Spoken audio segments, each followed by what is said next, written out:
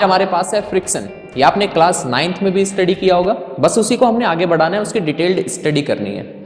Friction क्या है? एक अपोजिंग फोर्स। जैसे आपने देखा होगा, आप किसी बॉल को, किसी ऑब्जेक्ट को ग्राउंड पे थ्रो करो तो थोड़ी देर बाद आगे जाने के बाद वो स्टॉप हो जाता है। अगर वो स्टॉप हुआ है, इसका मतलब उस पे उसके मोशन के अपोजिट कोई फोर्स लगा है, कोई अपोजिंग फोर्स लगा है, और उस अपोजिंग फोर्स को हम कहते हैं फ्रिक्शन। फ्रिक्शन तब एक्ट करता है जब रिलेटिव मोशन हो रहा हो। ये इंपॉर्टेंट है, ये ध्यान में रखिए। फ्रिक्शन कब एक्ट करता है? जब क्या हो रहा हो? Relative motion. उसको कुछ ऐसे समझिए, यहां पे हमारे पास एक बॉडी है, इसके ऊपर एक और बॉडी है, ये डस्टर। मैंने इस डस्टर को यहां मूव कराया, मैं इसको इधर मूव करा रहा हूं, इधर फोर्स लगा रहा हूं, तो अपोजिंग फोर्स इस पे मेरे फोर्स के अपोजिट इधर सेटअप होगा, जिसको फ्रिक्शन कहेंगे। ठीक है, तो फ्रिक्शन कब आया? जब रिलेटिव मोशन हुआ, मतलब ये डस्टर मूव कर रहा है इस बॉडी के रिस्पेक्ट में, तब फ्रिक्शन आया। अगर ऐसा मोशन हो रहा है तब क्या फ्रिक्शन एक्ट करेगा? नहीं।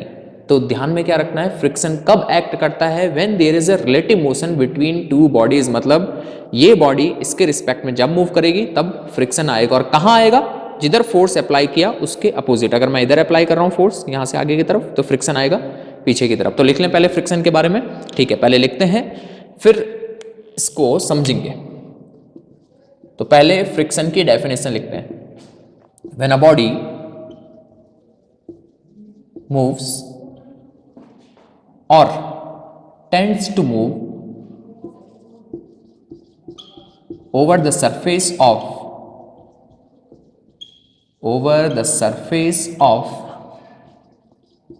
another body, over the surface of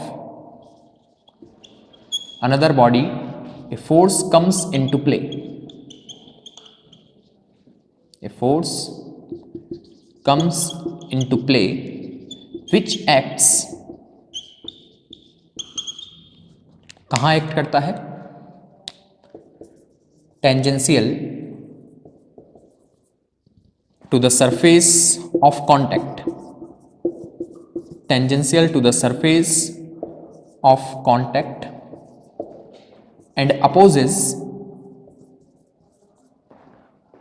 relative motion. ये रिलेटिव मोशन को अपोज करता है। दिस अपोजिंग फोर्स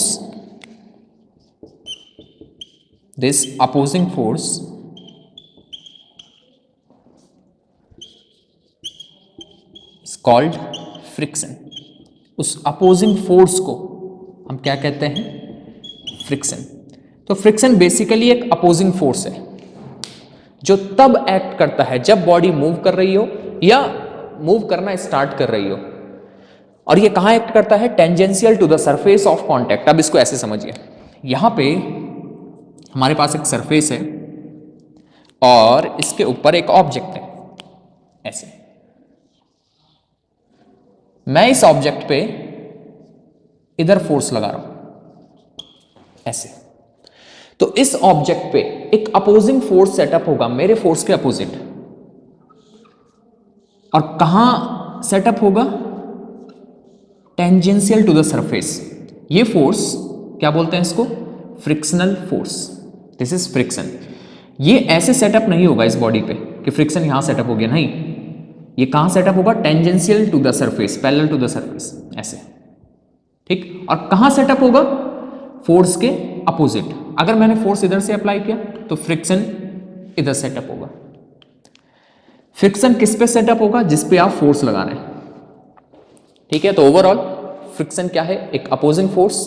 कहां एक्ट करता है? Tangential to the surface. और कब? जब रिलेटिव मोशन हो रहा हो। ठीक हो गया? ठीक है, अब आगे बढ़ते हैं। अब इस फ्रिक्शन का रीजन क्या है? What is the cause of friction? यहीं पे समझते हैं क्या रीजन है, फ्रिक्शन कैसे आता है। तो इसको ऐसे समझिए, ये जो हमारी सरफेस है जो मैंने ब्लू कलर में दिखाई, इसकी टॉप लेयर लीजिए। इसकी टॉप लेयर में एटम्स होंगे, तो इसकी टॉप लेयर देखते हैं, उसमें एटम्स हैं, ये न्यूक्लियस, और उसके अराउंड रिवॉल्व कर रहे हैं इलेक्ट्रॉन्स। ये एटम है इस सरफेस का, जो टॉप लेयर में एटम है। ठीक है, इस ऑब्जेक्ट की वो लेयर लीजिए जो इसके साथ कांटेक्ट में है, वो सरफेस जो नीचे, इस ऑब्जेक्ट की सबसे नीचे वाली सरफेस जो इस ब्लू वाली सरफेस के साथ कांटेक्ट में है, उस पे भी एटम्स होंगे। तो ये हैं उसके एटम्स। ये न्यूक्लियस और इसके अराउंड रिवॉल्व कर रहे हैं इलेक्ट्रॉन। जब इसको इसके ऊपर रखा, इसके ऊपर, तो इसके कुछ इलेक्ट्रॉन यहां जंप कर गए, इसके कुछ इलेक्ट्रॉन यहां आ जाते हैं क्योंकि इलेक्ट्रॉन इससे निकल गए। ये फ्री स्पेस है ना, यहां पे देखिए इलेक्ट्रॉन रिवॉल्व कर रहे हैं, बीच में फ्री स्पेस होगा, तो इस फ्री स्पेस में इसके इलेक्ट्रॉन जंप कर गए नीचे। अब क्योंकि इलेक्ट्रॉन इस पे आ गए तो ये बन जाएगा नेगेटिव और ये बन जाएगा positive. And we know that positive and negative they attract each other. यहां पे अट्रैक्शन फोर्स सेटअप हो जाएगा और जब हम इसको मूव करने का ट्राई करेंगे, फोर्स लगाएंगे, तो हमें इस अट्रैक्शन फोर्स को ब्रेक करना पड़ेगा। तो ये रीजन है फ्रिक्शन का। ठीक है, समझिए कैसा हुआ। ये हमारे पास नीचे जो सरफेस है उसके इलेक्ट्रॉन के बीच ये एम्प्टी स्पेस है। ठीक है, यहाँ पे इलेक्ट्रॉन्स है और ये बीच में एम्प्टी स्पेस है। जब हमने ऊपर से ऑब्जेक्ट रखा तो ऑब्जेक्ट के इलेक्ट्रॉन यहाँ चले गए, ये रेड में, ये ऊपर वाले ऑब्जेक्ट के इलेक्ट्रॉन्स है। ठीक, जब हम इसको मूव करेंगे ऊपर ऑब्जेक्ट को तो इन इलेक्ट्रॉन्स को, इनको ब्रेक करते हुए आगे बढ़ना पड़ेगा। तो ये अपोजिंग फोर्स क्या है? फ्रिक्शन। अच्छा, आप सोचिए, अगर हम ऑब्जेक्ट को सीधा ऊपर उठा रहे हैं, सीधा ऊपर, तो क्या फ्रिक्शन आएगा? ये ऑब्जेक्ट को जब सीधा ऊपर उठाएंगे तो ये इलेक्ट्रॉन जो यहाँ, ये इलेक्ट्रॉन ऑब्जेक्ट के जो यहाँ चले गए थे सीधा ऊपर आ जाएंगे, तब फ्रिक्शन नहीं आएगा। जब आगे या इधर चलेगा तो इन इलेक्ट्रॉन्स को, इन इलेक्ट्रॉन को ब्रेक करते हुए आगे बढ़ना पड़ेगा, तो ये अपोजिंग फोर्स आएगा जिसको फ्रिक्शन बोला। लेकिन जब सीधा ऊपर उठाना है तो एम्प्टी स्पेस में थे इलेक्ट्रॉन, सीधा ऊपर आ जाएंगे, फ्रिक्शन नहीं आएगा। कैसे, इसको समझिए क्या कह रहा हूं मैं।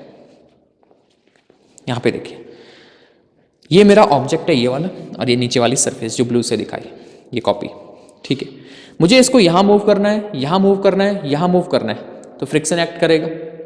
ठीक, लेकिन जब मैं इसको ऐसे उठा रहा हूं फ्रिक्शन एक्ट नहीं करेगा क्योंकि इसके इलेक्ट्रॉन जो नीचे एम्प्टी स्पेस में गए होंगे वो सीधा इसके साथ ऊपर आ जाएंगे। तो इतना समझ गए? Yes sir. तो ओरिजिन क्या है फ्रिक्शन का? क्या रीजन है फ्रिक्शन का? यहां पे इलेक्ट्रिक फोर्स सेटअप हो जाता है। ठीक, समझ गए इतना? ठीक है, तो ओरिजिन में लिख लेते हैं। ओरिजिन में एक लाइन लिख लीजिए, समझ में आ जाएगा। फ्रिक्शन बेसिकली क्या है? Friction is an electrical force. Friction electrical force है, इलेक्ट्रिकल फोर्स। तो इतनी बात क्लियर? ठीक है, अब आगे बढ़ते हैं। अब देखते हैं फ्रिक्शन कितने टाइप्स के हैं। इसको नोट कर लिया, नोट कर लेना और आगे बढ़ेंगे। फ्रिक्शन कितनी टाइप्स के हैं? तो बेसिकली फ्रिक्शन 2 टाइप्स के होते हैं, स्टैटिक फ्रिक्शन, काइनेटिक फ्रिक्शन। फिर इनकी अलग स्टेट होती है, तो वो डिटेल में हमें पढ़ना है। चलिए लिखिए, अब लिखिए types of friction. Types of friction. तो फ्रिक्शन हमारे पास 2 टाइप्स के होते हैं। स्टैटिक फ्रिक्शन, जब ऑब्जेक्ट रेस्ट में हो उसमें जो फ्रिक्शन लगता है वो स्टैटिक फ्रिक्शन। जब ऑब्जेक्ट मूव कर रहा हो उसमें जो फ्रिक्शन लगता है it is kinetic friction. Kinetic friction. जब ऑब्जेक्ट रेस्ट में है उसमें कौन सा फ्रिक्शन लगता है? स्टैटिक। जब ऑब्जेक्ट मूव कर रहा है उसमें कौन सा फ्रिक्शन लगता है? काइनेटिक। स्टैटिक फ्रिक्शन की 2 स्टेट होती हैं, auto adjusting and limiting friction. ये क्या होता है सर? यही तो पढ़ना है। ठीक, काइनेटिक की भी आपको 2 स्टेट मिलेंगी, स्लाइडिंग एंड रोलिंग फ्रिक्शन। ठीक है, इसको स्टडी करना। तो चलिए सबसे पहले स्टैटिक फ्रिक्शन पढ़ते हैं। ये नोट करते रहो, स्टैटिक फ्रिक्शन। अभी जैसा मैंने बताया, कोई ऑब्जेक्ट अगर रेस्ट में है तो उसमें कौन सा फ्रिक्शन लग रहा है? Static friction. कोई ऑब्जेक्ट रेस्ट में है तो उसमें कौन सा फ्रिक्शन लगता है? Static friction. तो पहले स्टैटिक फ्रिक्शन को समझते हैं। अब जो कहानी आने वाली है इसने एंड तक चलना है, इसको अच्छे से समझते रहना। ठीक है, देखो यहां पे एक सरफेस और इसके ऊपर कोई ऑब्जेक्ट, ये है ऑब्जेक्ट, ये ऑब्जेक्ट है। ठीक है सर, हमने इस पे फोर्स लगाया सपोज पहले 1 न्यूटन। ठीक, यहां पे कोई ऑब्जेक्ट है और मैं उस पर फोर्स लगा रहा हूं 1 न्यूटन। मैं ये देखता हूं कि 1 न्यूटन फोर्स लगाने पे वो ऑब्जेक्ट आगे नहीं बढ़ रहा है, ऑब्जेक्ट आगे नहीं चल रहा है, रेस्ट में ही है। जबकि न्यूटन फर्स्ट लॉ के अकॉर्डिंग अगर फोर्स लग रहा है तो उसको अपनी स्टेट बदलनी चाहिए थी, रेस्ट से मोशन में आना चाहिए था, लेकिन यह अभी भी रेस्ट में है। अगर ये रेस्ट में है, इसका मतलब इस ऑब्जेक्ट पे नेट फोर्स कितना लग रहा है? 0। लेकिन जबकि हम तो 1 लगा रहे हैं, हम तो 1 न्यूटन लगा रहे हैं। अगर हमने 1 न्यूटन लगाया, ये ऑब्जेक्ट आगे नहीं बढ़ा, अपनी स्टेट नहीं बदली, मतलब नेट फोर्स 0 लग रहा है। नेट फोर्स तब 0 लग रहा होगा जब 1 न्यूटन के अपोजिट कोई फोर्स लग रहा होगा 1 न्यूटन के ही इक्वल, और वही फोर्स है फ्रिक्शन। यहां पे जैसे मैंने 1 न्यूटन लगाया, फ्रिक्शन लगा मेरे फोर्स के अपोजिट और मेरे ही फोर्स के इक्वल 1 न्यूटन। तो नेट फोर्स कितना हो गया इस ऑब्जेक्ट पे? इस ऑब्जेक्ट पे अब 2 फोर्स मैंने लगाया और फ्रिक्शन भी बन गया 1 न्यूटन इधर की तरफ, तो नेट फोर्स कितना हो गया? 0। अगर नेट फोर्स 0 हो गया तो अपनी स्टेट नहीं बदल रहा है। तो फिर से देखो, एक ऑब्जेक्ट था, मैंने 1 न्यूटन फोर्स लगाया, उसने अपनी स्टेट नहीं बदली, जबकि न्यूटन फर्स्ट लॉ के अकॉर्डिंग स्टेट बदलनी चाहिए थी। इसका मतलब हमने कहा कि अगर नहीं बदल रहा है तो नेट फोर्स 0। नेट फोर्स 0 कब पॉसिबल है? जब 1 न्यूटन के अपोजिट 1 न्यूटन ही कोई फोर्स लग रहा हो। तो हमने कहा फ्रिक्शन यहाँ पे कितना बन गया? 1 न्यूटन। इतना समझ में आ गया। सेकेंड लॉ से भी समझ लेते हैं। सेकेंड लॉ के अकॉर्डिंग जब फोर्स लगाओगे किसी ऑब्जेक्ट पे तो इतना एक्सेलरेशन आएगा जब नेट फोर्स लगेगा। इस पे एक्सेलरेशन नहीं आ रहा है फोर्स लगा के, इसका मतलब नेट फोर्स 0। तो अगर हम 1 न्यूटन इधर लगा रहे हैं, इसका मतलब एक 1 न्यूटन हमारे अपोजिट बन रहा है। उसे क्या बोला? इसे क्या बोला? इसे बोला फ्रिक्शनल फोर्स। ठीक, ये जो फ्रिक्शनल फोर्स है, ये जो फ्रिक्शन है, ये ऑब्जेक्ट को रेस्ट में ही रख रहा है, रेस्ट में ही रखा हुआ है इसने, और ये हमारे फोर्स को अपोज कर रहा है, हमारे फोर्स को, अप्लाइड फोर्स को अपोज कर रहा है, और इसने ऑब्जेक्ट को रेस्ट में ही रखा हुआ है। तो इसको बोला static friction. Static means rest. तो लिख लें इसके बारे में, yes sir, it opposes the applied force, it opposes the applied force and keeps object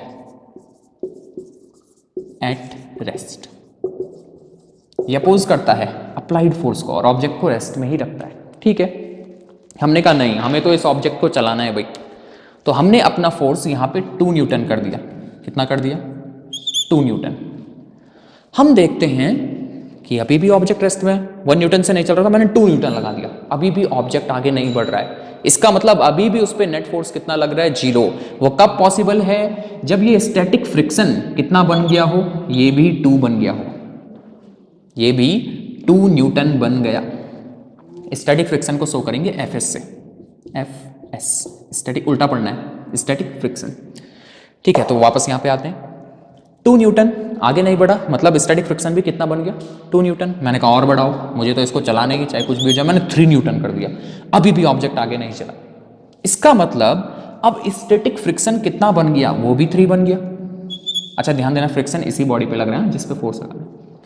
मैंने कहा नहीं, और बढ़ा दो, 4 कर दिया, अभी भी आगे नहीं चला। मैंने कहा ये भी 4 हो गया। इसका मतलब यहां से एक चीज समझ में आ रही है कि ये जो स्टैटिक फ्रिक्शन है ये अपनी वैल्यू बदल रहा है, ये अपनी वैल्यू ऑटोमेटिकली बदल रहा है, खुद को एडजस्ट कर रहा है। तो इस स्टैटिक फ्रिक्शन को हम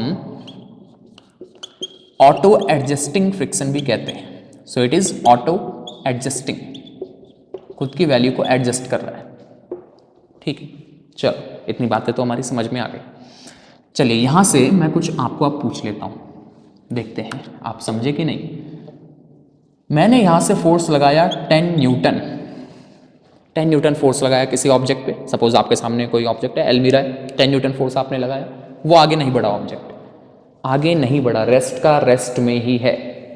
ठीक है, तो मुझे बताइए इस पे कौन सा फ्रिक्शन एक्ट कर रहा है? स्टैटिक फ्रिक्शन, क्योंकि ऑब्जेक्ट रेस्ट में ही है। कितना एक्ट कर रहा है? मेरे ही फोर्स के इक्वल, मतलब 10 न्यूटन। ठीक है, इतना समझ गए। ठीक है, अब मैंने 10 न्यूटन यहां लगाया, ऐसे, ये ऑब्जेक्ट था, ऐसे 10 न्यूटन लगाया यहां से, ऐसे, समझ रहे हैं कैसे?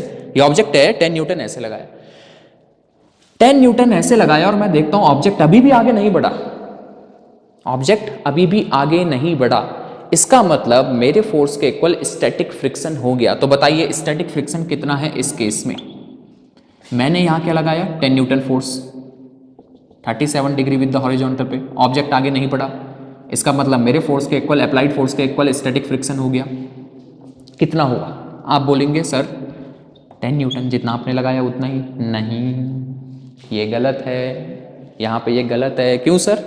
इसको समझो।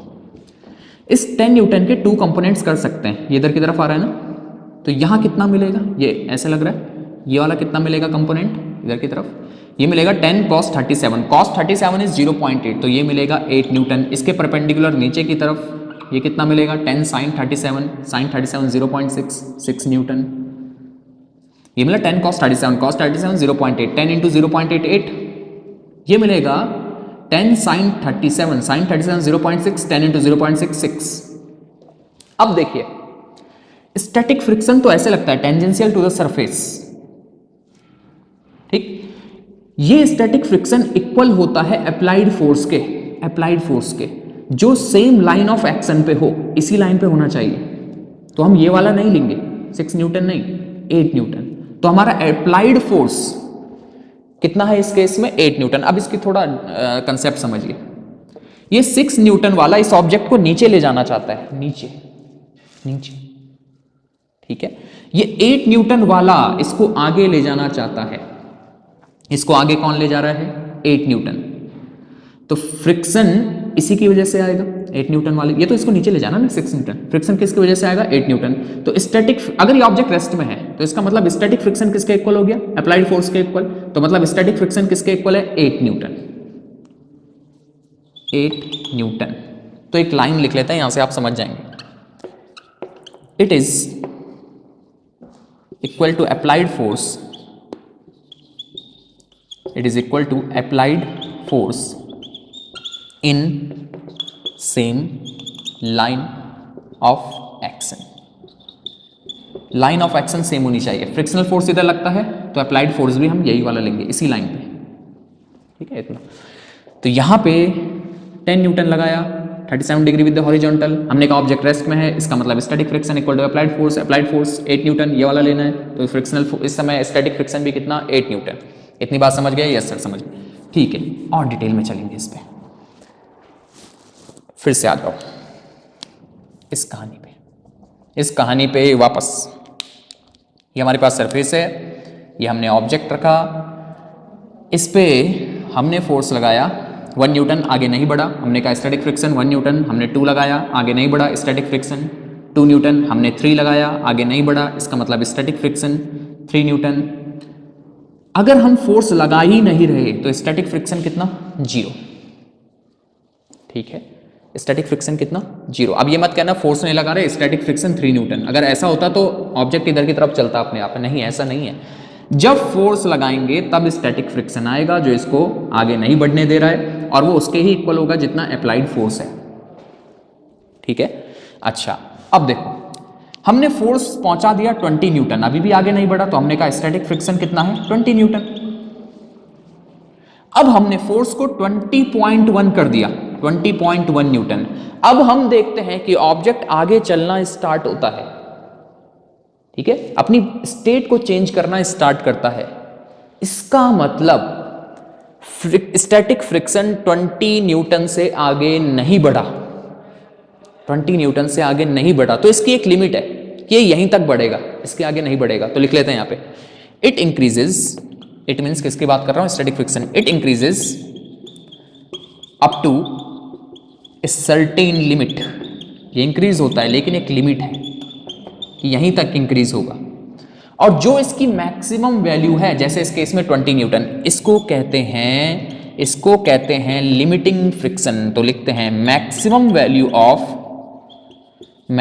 Value of static friction.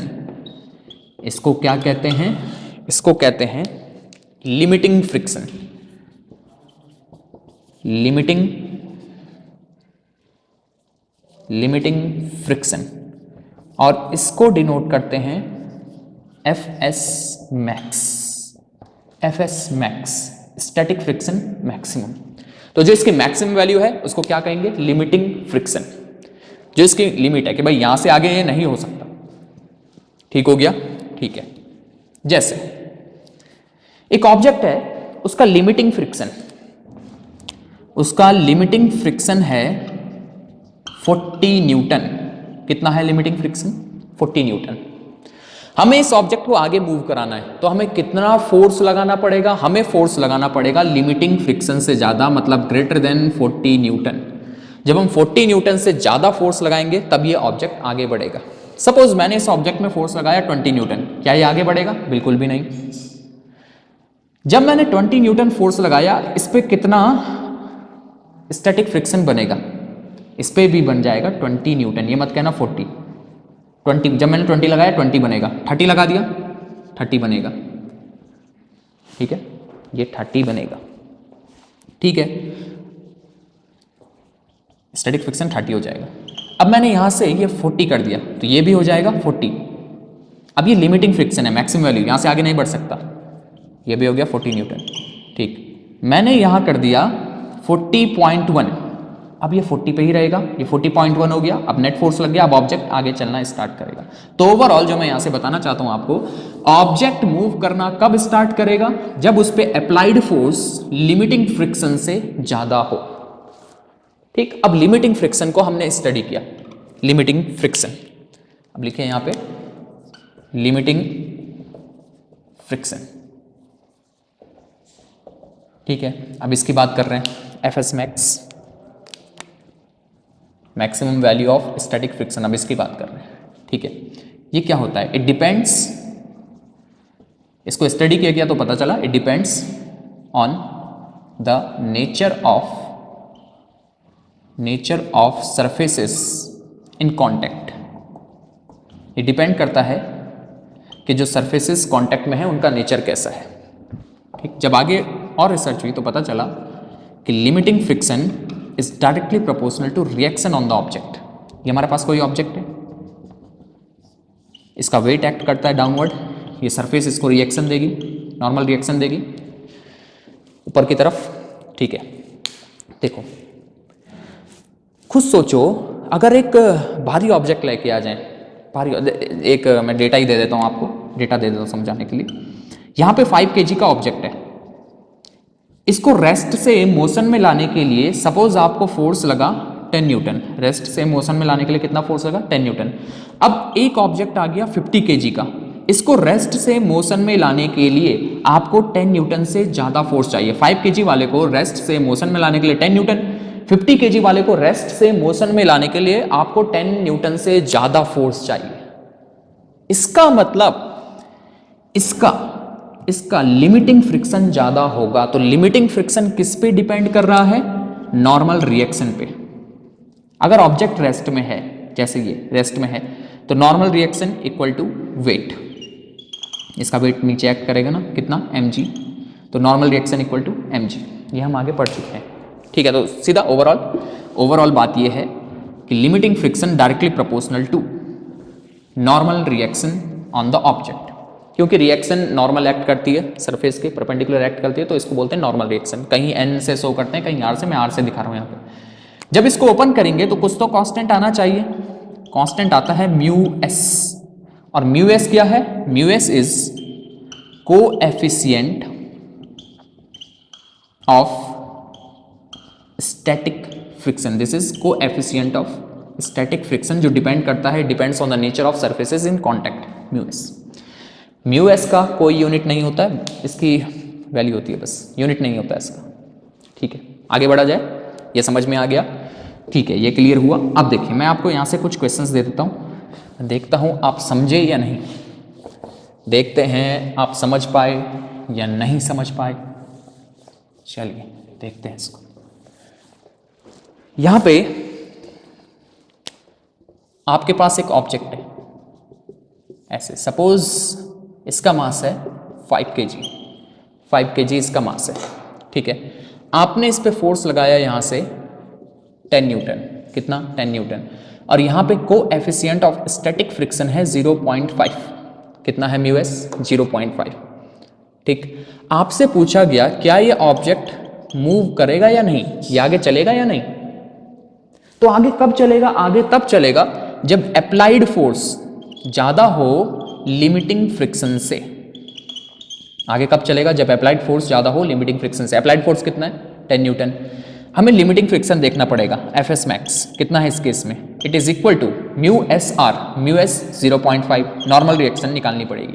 इसका फ्री बॉडी डायग्राम बना दो, ये है 5 kg का, इस पे मास, इसका वेट नीचे एक्ट कर रहा होगा mg, m is 5, g is 10, mg नीचे 50, और ये सरफेस इस पे रिएक्शन देगी ऊपर ऐसे, क्योंकि ये वर्टिकली मूव नहीं कर रहा है, न नीचे जा रहा है ना ऊपर आ रहा है, इसका मतलब R equal to 50, R equal to 50 newton. तो यहाँ पे 50 आ गया R, तो लिमिटिंग फ्रिक्शन कितना हो गया 25 न्यूटन। अब बताइए 25 न्यूटन इसका लिमिटिंग फ्रिक्शन है और फोर्स लग रहा है 10 न्यूटन, तो इसका मतलब ये मूव नहीं करेगा। अगर इसको आगे चलना है, आगे चलना है, आगे चलना है, तो अप्लाइड फोर्स को 25 न्यूटन से ज़्यादा होना पड़ेगा। सपोज अ फोर्स आ गया 30 न्यूटन, क्या ये मोशन में आएगा? यस, क्योंकि अप्लाइड फोर्स लिमिटिंग फ्रिक्शन से ज़्यादा है।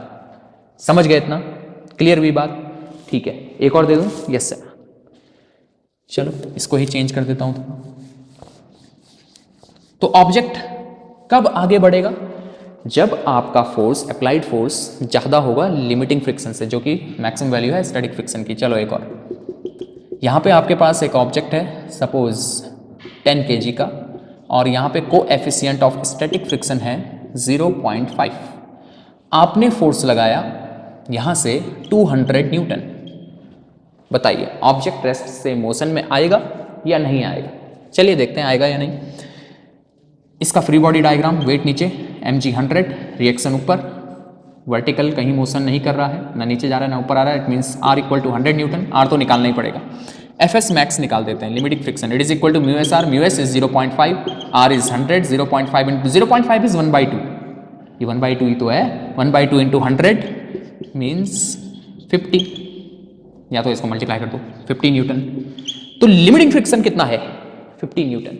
अगर इसको आगे चलना है तो फोर्स 50 से ज़्यादा होना चाहिए। यहाँ पे 200 है, as F applied force is greater than limiting friction, hence object will move, ये चलेगा, ये आगे बढ़ेगा। ठीक, समझ गए इतना? ये बात क्लियर हुई? समझ में आ गया? ठीक है, आगे चला जाए, आगे चला जाए सर। अच्छा एक और बात यहाँ पे छोटी सी है, उसको भी सीख लीजिए।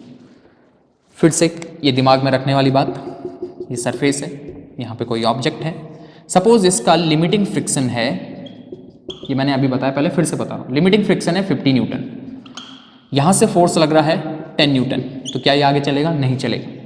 यहाँ से 10 लग रहा है तो क्या यहाँ 50 बनेगा? अगर ऐसा होता तो ये फोर्स लगाने पे इधर के लिए चलता, ऐसा तो नहीं होता है ना, तो ये 50 नहीं बनेगा, स्टैटिक फ्रिक्शन 10 बनेगा। 10 लग रहा है तो 10 बनेगा। यहाँ से मैंने 50 लगा दिया, ये 50 बनेगा, आगे नहीं चलेगा। अभी मैंने कर दिया 50.1, अब ये 50 पे ही रहेगा, अब ऑब्जेक्ट आगे चलना स्टार्ट करेगा। ठीक है, चलिए इतनी बात क्लियर हुई। ठीक, तो लिमिटिंग फ्रिक्शन का वैल्यू म्यू एस आर, ये इसका फॉर्मूला हो गया। सर स्टैटिक फ्रिक्शन का फॉर्मूला क्या है? स्टैटिक फ्रिक्शन तो ऑटो एडजस्टिंग है, ऑटो एडजस्टिंग, उसका वैल्यू किसके इक्वल होगा? Applied force.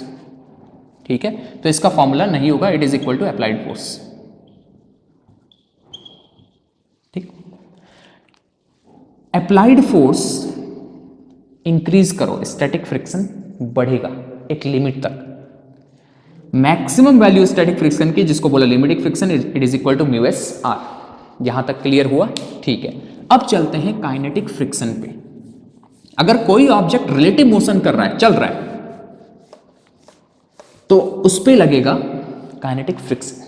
अगर कोई ऑब्जेक्ट रेस्ट में है तो उस पर कौन सा फ्रिक्शन एक्ट कर रहा है? Static friction. Static means rest.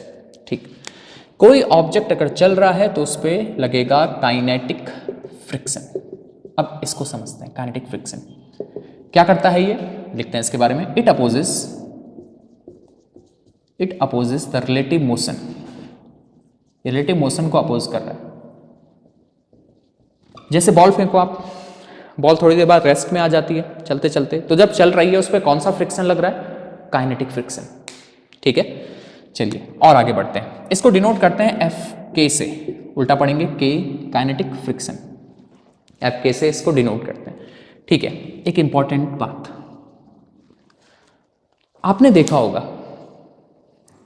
किसी ऑब्जेक्ट को रेस्ट से मोशन में लाना डिफिकल्ट होता है, ज्यादा फोर्स लगाना पड़ता है रेस्ट से मोशन में लाने में, लेकिन एक बार वो मोशन करने लगे फिर स्मॉल वैल्यू से, स्मॉल फोर्स से ही काम चल जाता है। देखा ना आपने, किसी ऑब्जेक्ट को रेस्ट से मोशन में लाने में ज्यादा फोर्स लगाना पड़ता है, लेकिन एक बार वो चलने लगे तो स्मॉल फोर्स से ही काम बन जाता है। इसका मतलब ये हुआ कि frictional force is less than limiting friction. जब ऑब्जेक्ट मोशन कर रहा है तो स्मॉल वैल्यू से ही काम बन जाता है, तो फ्रिक्शनल फोर्स कम है, सॉरी ये कौन सा फ्रिक्शनल फोर्स, काइनेटिक फ्रिक्शन कम है। जब ऑब्जेक्ट मोशन कर रहा है तो स्मॉल फोर्स से ही वो करता रहता है, स्मॉल फोर्स से ही काम बन जाता है, तो इसका मतलब काइनेटिक फ्रिक्शन कम है। लेकिन रेस्ट से मोशन में लाने के लिए ज्यादा फोर्स लगाना पड़ता है, इसका मतलब लिमिटिंग फ्रिक्शन ज्यादा होता है काइनेटिक फ्रिक्शन से। तो इसको हर याद रखना है, limiting friction is always greater than kinetic friction. ठीक है, काइनेटिक फ्रिक्शन हमेशा कम होता है। इतनी बातें क्लियर हुई? ठीक। काइनेटिक फ्रिक्शन कांस्टेंट रहता है, बदलता नहीं है, एक जैसा रहता है through out the motion of the object. ठीक है, आगे बढ़ते हैं। किसके इक्वल होता है? जब रिसर्च हुई तो पता चला kinetic friction is directly proportional to reaction and F K equal to constant आएगा mu K R. Mu K is what? Mu K यहां पे लिख लेते हैं, mu K is coefficient of kinetic friction, coefficient of kinetic friction. Mu k is coefficient of kinetic friction. So F k kinetic friction is equal to mu k r. R is normal reaction. इतनी बात clear है? Yes sir clear है। अब देखो आगे चलेंगे। F k is less than F s max. F k is mu k r. Limiting friction is mu s r. So mu k r is less than mu s r. R गया, mu k is less than mu s, ये भी याद रखना है।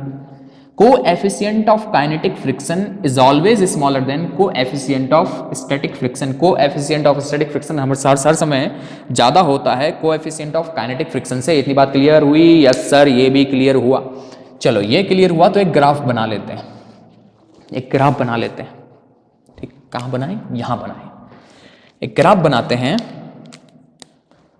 Friction versus applied force का। यहां एक graph चलाते हैं, इंपॉर्टेंट ग्राफ है। फ्रिक्शन लेते हैं वाई एक्सिस पे और अप्लाइड फोर्स लेते हैं एक्स एक्सिस पे।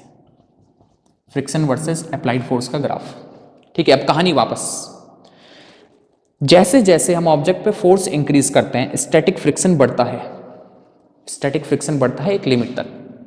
तो फोर्स इंक्रीज कर रहे हैं फ्रिक्शन बढ़ रहा है, कौन सा? स्टैटिक। बढ़ रहा है। ऑब्जेक्ट अभी रेस्ट में है, अब ये मैक्सिमम वैल्यू पे पहुंच गया स्टैटिक फ्रिक्शन, अपनी मैक्सिमम वैल्यू पे, यहां पे मैक्सिमम वैल्यू पे। जैसे ही हमारा फोर्स लिमिटिंग फ्रिक्शन से ज्यादा होता है, limiting friction means maximum value of static friction, उसके बाद ऑब्जेक्ट मूव करना स्टार्ट कर देता है। Object just begins to move, object move करना स्टार्ट करता है। ठीक है, जैसे ही ऑब्जेक्ट मोशन में आता है, जैसे ही वो मूव करना स्टार्ट करता है तो फ्रिक्शन कम हो जाता है, फ्रिक्शन कम हो जाता है। और जब वो मोशन करता रहता है कौन सा फ्रिक्शन बन जाता है? Kinetic friction. अप्लाइड फोर्स देखो फिर से, अप्लाइड फोर्स बताइए बढ़ाया, स्टैटिक फ्रिक्शन भी बढ़ा, मैक्सिमम वैल्यू पे पहुंचा। जैसे ही मोशन करने लगा फ्रिक्शन कम हो गया, फ्रिक्शन कम हो जाता है। देखो पहले फ्रिक्शन बढ़ा, मैक्सिमम वैल्यू पे पहुंचा यहाँ पे, और फिर फ्रिक्शन कम हो जाता है। और फिर जब वो मोशन करने लगता है तो उस पर कौन सा फ्रिक्शन आ जाता है? काइनेटिक फ्रिक्शन, जो कि कांस्टेंट होता है, कांस्टेंट। तो ये वैल्यू जो है फ्रिक्शन की, ये इतनी वैल्यू, ये है limiting friction F S max. और ये वैल्यू जो है जो कांस्टेंट है, दिस इज काइनेटिक फ्रिक्शन। ठीक है, फिर से एक बार फिर से फाइनल। जैसे जैसे फोर्स लगाओ स्टैटिक फ्रिक्शन बढ़ता है, बढ़ते बढ़ते मैक्सिमम हो जाता है। जब हमारा फोर्स लिमिटिंग फ्रिक्शन से ज्यादा होता है तो ऑब्जेक्ट मोशन में आने लगता है, और जैसे ही वो मोशन में आता है फ्रिक्शन ड्रॉप्स डाउन, फ्रिक्शन गिर जाता है। और फिर जब वो मोशन करने लगता है उस पर काइनेटिक फ्रिक्शन एक्ट करता है, जो कि कांस्टेंट होता है। ठीक हो गया? इतनी बात समझ में आ गई? यस सर, ये क्लियर हो गया। क्लियर हो गया तो अब आगे बढ़ते हैं, क्वेश्चंस करते हैं। अब और क्लियर हो जाएगी पिक्चर। चलिए इसको हटा दूं। यस सर, अब क्वेश्चंस करते हैं। देखो इसमें अभी आपको और क्लियर होने लगेगा। देखो क्वेश्चन देखो, इसमें क्वेश्चन देखो। ध्यान से देखना भाई, अच्छे क्वेश्चंस करेंगे। यहाँ पे आपके पास एक ऑब्जेक्ट है, ठीक है, ये है ऑब्जेक्ट। सपोज इसका मास है 1 kg, 1 kg। यहां से आपने फोर्स लगाया 10 न्यूटन, ठीक। कोएफिशिएंट ऑफ स्टैटिक फ्रिक्शन यहां पे है 0.5। कोएफिशिएंट ऑफ काइनेटिक फ्रिक्शन ये हमेशा कम होगा म्यू एस से, ये है सपोज यहां पे 0.1। आपके पास question, find acceleration of the object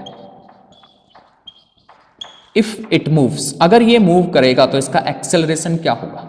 पहले तो ये देखना पड़ेगा ये मूव करेगा भी या नहीं।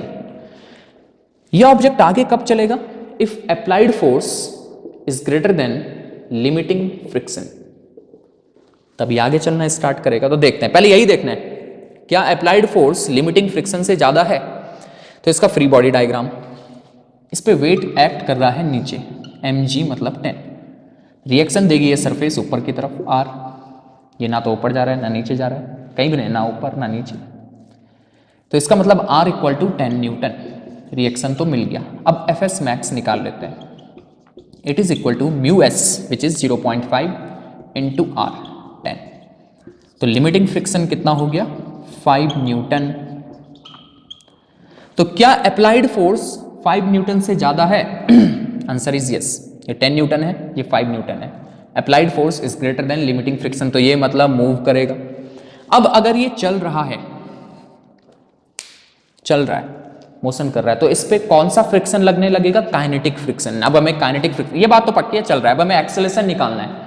एक्सेलरेशन निकालना है तो एक्सेलरेशन निकालने के लिए हमने कहा काइनेटिक फ्रिक्शन देखना पड़ेगा क्योंकि ये मूव कर रहा है। अब इस पे काइनेटिक फ्रिक्शन लगेगा। एफ के किसके इक्वल होता है, mu K R. Mu K is 0.1 into R is 10।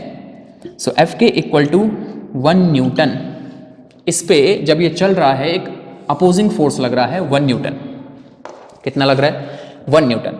तो इस पे नेट फोर्स कितना लगेगा, हमने लगाया 10 इधर की तरफ, जब ये चलने लगा इस पे फ्रिक्शनल फोर्स लगा इधर की तरफ 1, तो net force 10 - 1 9 newton. So acceleration कितना हो गया इस ऑब्जेक्ट का, A equal to net force which is 9 upon m, m1 kg है ना, तो A equal to 9 metre per second square ये होता है ना। F equal to ma, net force equal to ma, A equal to F net upon m। Net force कितना है इस पे 9, मास कितना है 1, तो acceleration 9 metre per second square. बस हो गया, समझ में आ गया। कंसेप्ट समझो। हमें लिमिटिंग फ्रिक्शन इसलिए देखना पड़ा कि चल रहा है या नहीं। हमने कहा लिमिटिंग फ्रिक्शन है 5, इस पे लग रहा है 10, तो ये चलेगा, इतनी बात पक्की। ये क्लियर हुआ यस। अब अगर ये चलने लगा तो इस पे काइनेटिक फ्रिक्शन लगेगा कितना, म्यू के आर।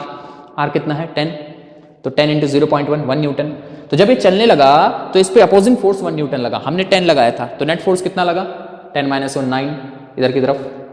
डोमिनेट तो ये वाला फोर्स करेगा ना 10 वाला, इधर की तरफ 9 न्यूटन फोर्स इधर की तरफ। तो equal to F upon m means 9 metre per second square. इतनी बात क्लियर हुई, यस सर क्लियर हुआ। अब नेक्स्ट क्वेश्चन, नेक्स्ट क्वेश्चन, बस ऐसे ही करना है आपको। तो इस लेक्चर में ऐसे क्वेश्चन कराऊंगा मैं 2-3, फिर इसको एंड करेंगे, और इसके बाद का जो लेक्चर होगा उसमें थोड़ा लेवल इंक्रीज होगा इनका। बस ऐसे ही चलेगा। पुली वाले क्वेश्चंस किए थे आपने पहले, वैसे क्वेश्चन इसमें भी आएंगे, बस इसमें फ्रिक्शन ऐड हो जाएगा। चलो एक और क्वेश्चन देखते हैं। फिर से आपके पास ऑब्जेक्ट आया, इस टाइम सपोज इसका मास है 5 kg, फोर्स लग रहा है यहां से 10 Newton. Coefficient of static friction 0.5 suppose and coefficient of kinetic friction is suppose 0.1। Find acceleration, again question is same, find acceleration if object moves. Find acceleration of object, acceleration find करो object का अगर ये move कर रहा है तो पहले देखना पड़ेगा मूव कर भी रहा है या नहीं। ठीक है, फ्री बॉडी डायग्राम, 50 नीचे वेट और रिएक्शन ऊपर, ना ये ऊपर जा रहा है ना नीचे आ रहा है, इक्विलिब्रियम में है, यहाँ इस डायरेक्शन में इक्विलिब्रियम में है, तो R इक्वल टू 50 मिल गया। रिएक्शन तो मिल गया, रिएक्शन निकालना ही पड़ेगा, सबसे पहले रिएक्शन ही निकाल लिया करो। तो Fs मैक्स देखना पड़ेगा, limiting friction. It is equal to mu S which is 0.5 into R, mu S R. So Fs max is equal to 25 newton. Applied force है 10 न्यूटन, लिमिटिंग फ्रिक्शन है 25। तो जब तक अप्लाइड फोर्स 25 से ज़्यादा नहीं होगा, ये आगे नहीं चलेगा, तो इसका मतलब ये आगे चलेगा ही नहीं, तो इसका एक्सेलरेशन तो कुछ होगा ही नहीं, जीरो होगा एक्सेलरेशन। समझ के, एक्सेलरेशन तब होगा ना, कुछ वैल्यू तब होगी एक्सेलरेशन की जब ये चलेगा। तो चल ही नहीं रहा, क्यों नहीं चल रहा? क्योंकि अप्लाइड फोर्स लिमिटिंग फ्रिक्शन से कम है। ठीक है, क्लियर हुई ये बात? चलिए, सपोज मैं यहां से इसको 30 न्यूटन कर दूं, क्या ये अब चलेगा? यस, अप्लाइड फोर्स 30 हो गया, लिमिटिंग फ्रिक्शन 25 है, अब ये चलेगा। चलेगा तो एक्सेलरेशन निकाल लें। यस, चलेगा तो काइनेटिक फ्रिक्शन इस पे वर्क करेगा। कितना? F K equal to mu K which is 0.5 into R which is 50। कितना हो जाएगा? 5 न्यूटन। इस पे 5 न्यूटन इधर की तरफ लग रहा है जब ये चलेगा, काइनेटिक फ्रिक्शन इधर की तरफ। ठीक, कितना? 5 न्यूटन। कैसे निकाला? F K equal to mu के इंटू आर, 5 न्यूटन। तो ए इक्वल टू नेट फोर्स 30 लगाया, 5 बना जब ये चल रहा था, 30 minus 5 25 upon mass, mass is 5, so 5 metre per second square. इस पे एक्सेलरेशन इसको मिलेगा। सही है, 5 मीटर पर सेकेंड स्क्वायर। समझ आ गया क्या करना है? क्लियर हुई बात? चलो आगे चलें। यस सर, आगे चलें। नेक्स्ट क्वेश्चन देखो। अब मैं फोर्स की डायरेक्शन थोड़ा चेंज करता हूं, फोर्स की डायरेक्शन बदलते हैं।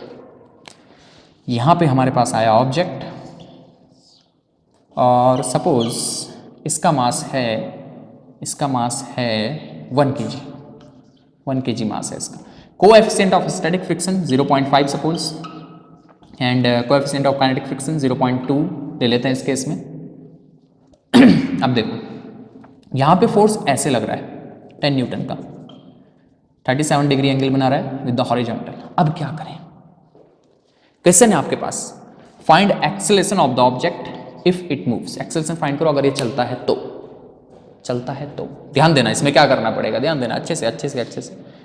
ये 10 न्यूटन ऐसे लग रहा है, इसके कंपोनेंट कर लो। ये वाला कितना मिलेगा? ये इधर की तरफ लग रहा है ना ऐसे, तो ये इधर की तरफ कितना मिलेगा? ये मिलेगा 10 cos 37, एंगल के साथ cos वाला, 10 cos 37 cos 37 0.8, 10 इंटू 0.8 इज 8, तो ये वाला 8 न्यूटन। ठीक है, इसके परपेंडिकुलर इधर नीचे की तरफ ऐसे, ये कितना मिलेगा?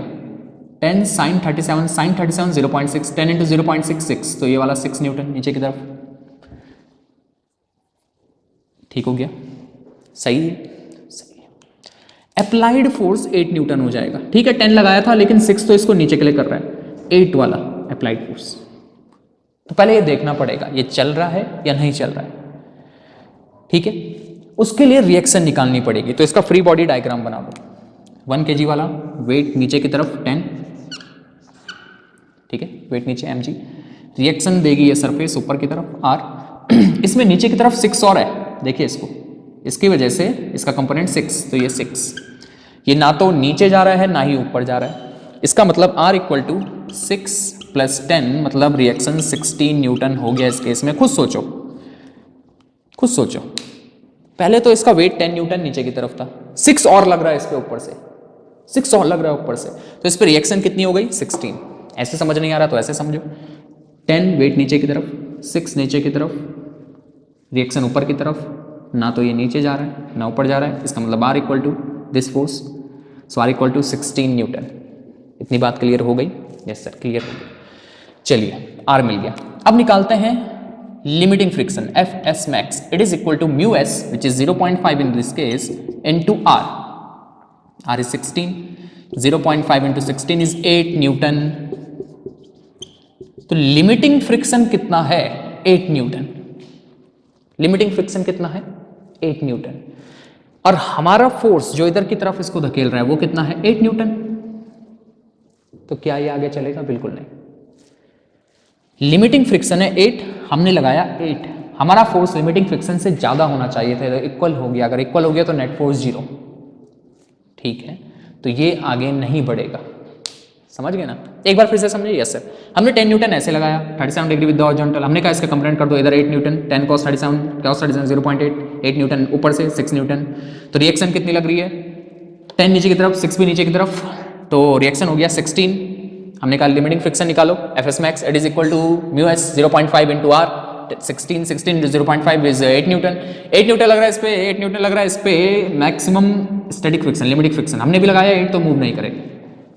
अब हमने क्या किया, इस 10 के साथ साथ इस पे एक और फोर्स लगा दिया 10 न्यूटन इधर की तरफ। 10 तो है ही, देखो हुआ क्या, ये ऑब्जेक्ट है, इस पे 10 तो ऐसे लग ही रहा था, हमने 10 ऐसे भी लगा दिया, क्या ये अब चलेगा? इस पे बाहर से कितना फोर्स लग गया? ये फ्री बॉडी डायग्राम था इसका, इसको इधर के लिए बना देते हैं। 8 तो पहले ये कंपोनेंट मिला ही, साथ में 10 भी आ गया, तो 18 न्यूटन अब इस पे इधर फोर्स लग रहा है। Maximum static friction, limiting friction 18 है। Applied force is greater then F S max, ज्यादा है ना, ये 18 है, 8 और 10 और लगा दिया एक्स्ट्रा, 18 है और यह है 8, तो ये ज्यादा हो गया, इसका मतलब ये चलेगा।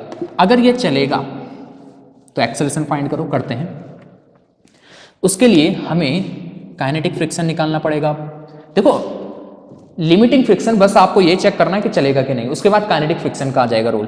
तो kinetic friction F K equal to mu के 0.2 into reaction 16, F K equal to mu के 0.2 इंटू आर 16, सो एफ के इज इक्वल टू ये कितना हो जाएगा 3.2 न्यूटन, 16 टू 32 एक इधर आ गया 3.2 न्यूटन, सही है, ठीक है, हाँ बिल्कुल ठीक, 1/5 और ये 5 3 15 10, ठीक है ठीक है ठीक है ठीक है। तो नेट फोर्स कितना लग रहा है इस पे?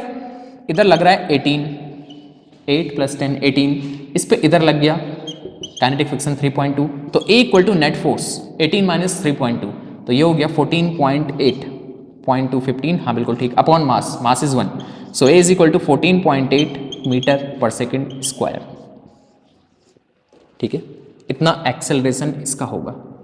A equal to net force upon m, m is 1, net force is 18 minus 3.2 14.8, ठीक है, 0.215, हाँ 318, ठीक है, 14.8 मीटर पर सेकेंड इसका, बस। चलो एक और कर लें, यस सर। तो बस यही ध्यान में रखना है लिमिटिंग फ्रिक्शन देखने के लिए कि चलेगा कि नहीं, बाकी रोल किसका? काइनेटिक फ्रिक्शन का। नेक्स्ट क्वेश्चन देखो इसमें, अभी फोर्स ऐसे लग रहा था, अब मैं चेंज कर रहा हूँ, तो यहाँ पे ये आ गया हमारे पास कोई ऑब्जेक्ट, सपोज इसका मास है 10 kg, ठीक है, coefficient of static friction suppose यहाँ पे है 0.5 and coefficient of kinetic friction is suppose 0.1, okay. यहाँ पे फोर्स अब ऐसे लग रहा है, यहाँ से ऊपर की तरफ, ठीक, ये ऑब्जेक्ट यहाँ से ऊपर की तरफ, पहले तो ऐसे लग रहा था, अब यहाँ से ऊपर की तरफ, और ये एंगल बना रहा है with the horizontal 37 degree, force है 10 न्यूटन का, ठीक। चलिए यहां से फोर्स ऐसा भी लग रहा है, suppose suppose suppose suppose 200 Newton, ठीक हो गया, यस सर।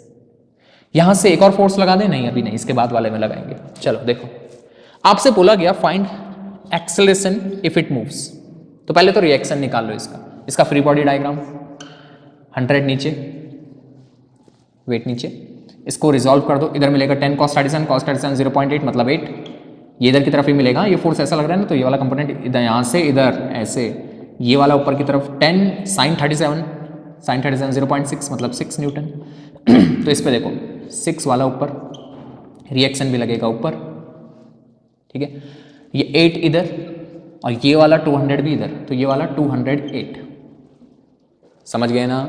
अब ये ना तो नीचे जा रहा है ना ऊपर जा रहा है, मतलब R + 6 इक्वल टू 100, तो रिएक्शन कितना हो गया 94 न्यूटन, रिएक्शन इस केस में हो गया 94। खुद सोचो, वेट नीचे कर रहा था 100, 6 से किसी ने इसको ऊपर उठा दिया, वेट नीचे 6 से, ये 6 ऊपर गया, 6 से किसी ने इसको ऐसे उठा दिया ऊपर की तरफ, तो रिएक्शन कितना हो जाएगा 94।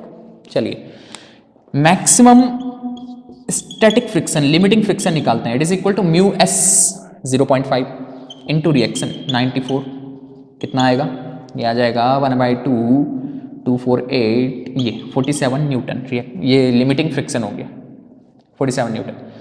हमारा अप्लाइड फोर्स कितना है 208, क्या ये इससे ज़्यादा है, आंसर इज यस, तो मूव तो करेगा, 208 न्यूटन है, मैक्सिमम फ्रिक्शन था 47, तो मूव करेगा। अगर मूव कर रहा है काइनेटिक फ्रिक्शन काम पे आ जाएगा, और कितना होगा kinetic friction F K equal to mu K 0.1 into R which is 94, so kinetic friction is 9.4 newton, इतना आ गया, इधर की तरफ 9.4 आ गया, तो A equal to net force, इधर 208 इधर 9.4, इधर 208 इधर 9.4, चलेगा तो इधर की तरफ क्योंकि 208 ज़्यादा, इधर की तरफ चलेगा ये, तो कितना हो गया, माइनस कर लो, ये हो गया 197.6, एक मिनट, ये 0.498 नहीं 198, हाँ 198.6, इधर की तरफ फोर्स लगेगा 198.6, फिर से चेक कर लें 0.499, हाँ बिल्कुल ठीक है ठीक है ठीक है ठीक है। चलिए upon mass, mass is 10, so A is equal to 19.86 metre per second square, इतना एक्सेलरेशन इसका होगा। सही हो गया, समझ में आ गया।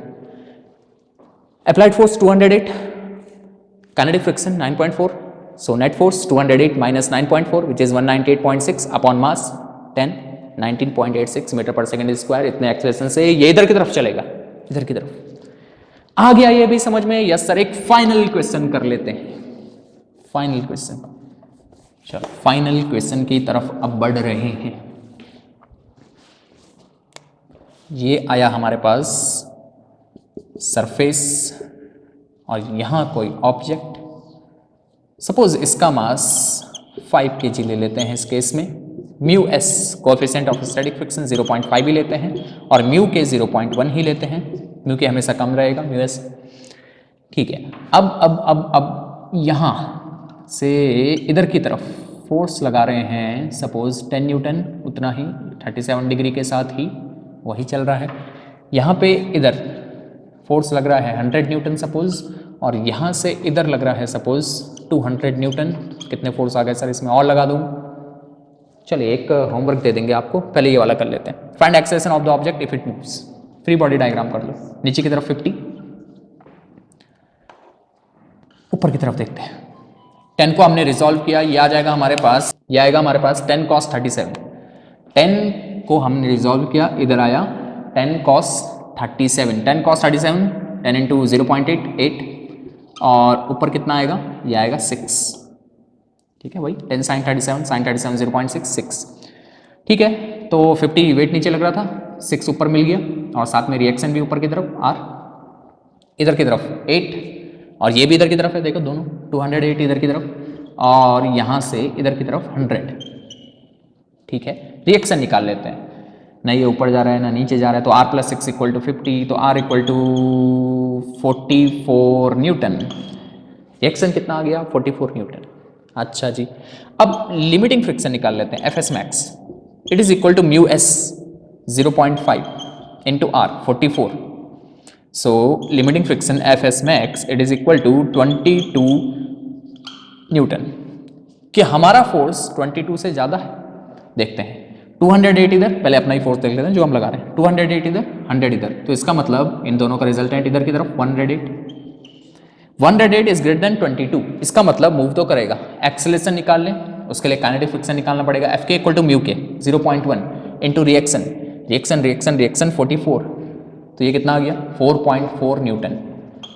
Kinetic friction is 4.4 Newton. इतनी बात भी ठीक? Yes sir. तो इधर मिल रहा है 4.4। ठीक है, तो A equal to net force, इधर 108 इधर 4.4, तो कितना हो गया 103.6, ये तो आएगा 0.4104। हाँ बिल्कुल ठीक है, अपॉन मास, मास इज 5। अब इसको डिवाइड कर लेना जो भी आ रहा है मीटर पर सेकेंड स्क्वायर। इस एक्सेलरेशन से ये इधर की तरफ चलेगा। ठीक है, एक बार फिर से देख लेते हैं। 10 इधर था, ये हो गया 10 cos 37 8, ये हो गया 10 sin 37 6, तो नीचे की तरफ 50 ऊपर 6, रिएक्शन भी ऊपर मिलेगा r, सो r + 6, ये ऊपर की तरफ है ना, नीचे ना नीचे जा रहा है ना ऊपर जा रहा है, इसका मतलब ये इक्वल टू ये, तो r + 6 = 50, तो r = 44। लिमिटिंग फ्रिक्शन निकाला, Fs max is equal to mu S 0.5 into reaction 44 22 चल रहा है, क्योंकि इधर कितना लग रहा था हमारा, ये 100 था स्टार्टिंग में 100 और ये वाला 200, तो ये वाला मतलब हमारा हो गया, देखो इधर 100 और ये भी है 108। ठीक है, तो kinetic friction mu K 0.1 into are 4.4 इधर की तरफ, तो 103.6 नेट फोर्स अपॉन 5, ये मीटर पर सेकंड स्क्वायर, इतना एक्सेलरेशन से इधर की तरफ चलेगा। अब एक आपके लिए क्वेश्चन, इसके बाद के लेक्चर में पुली वाले क्वेश्चन होंगे, वो भी बड़े इंटरेस्टिंग होने वाले हैं। ठीक है ना, एक क्वेश्चन आपके लिए, यहां पे एक ऑब्जेक्ट है, सपोज 1 kg का ही लेते हैं, हल्का फुल्का है। यहां पे coefficient of static friction 0.5, coefficient of kinetic friction 0.2 यहाँ से इस पे ऐसे फोर्स लग रहा है 37 डिग्री के साथ 10 न्यूटन, और यहाँ पे ऐसे फोर्स लग रहा है 53 डिग्री के साथ सपोज 10 न्यूटन ही लेते हैं, 10 न्यूटन। यहाँ पे इस पे फोर्स लग रहा है 100 न्यूटन। एक फोर्स इधर से भी आ गया कोई लगाने के लिए, सपोज 50 न्यूटन, ठीक है। तो आपसे बोला गया find acceleration if it moves. इसका एक्सेलरेशन फाइंड करो इस ब्लॉक का, अगर ये मूव करता है तो। 1 kg का है, म्यू एस 0.5, म्यू के 0.2, 10 न्यूटन इधर, 53 डिग्री विद हॉरिजॉन्टल, 10 न्यूटन इधर, 37 डिग्री विद हॉरिजॉन्टल, 100 न्यूटन इधर, 50 न्यूटन इधर। तो इसका करिए और मुझे आंसर बताइए। आज के लिए इनफ है, थैंक यू।